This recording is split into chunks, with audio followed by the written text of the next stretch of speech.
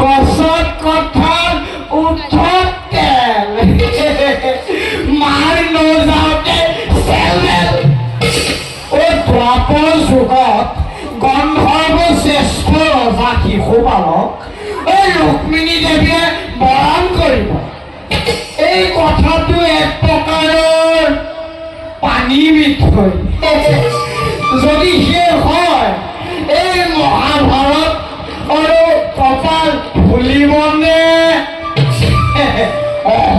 সোনকাল কৰোঁগৈ নহ'লে মহাৰাজে ৰুক্মিণী দেৱীক গ্ৰহণ কৰিব। এতিয়া সাজু হমগৈ মই।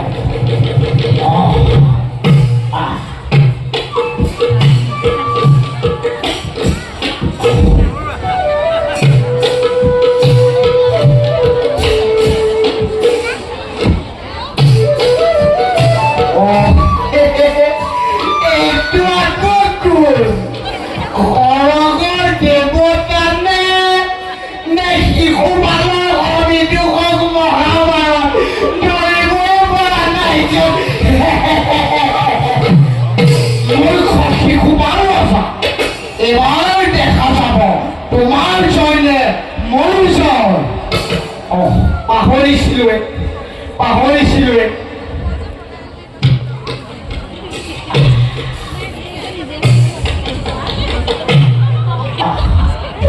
পিন্ধি ললো বাপেকে কালমুখী কব সিও ঠিক আছে।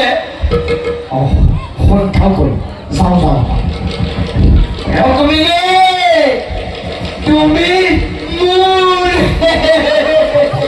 গৈ আছো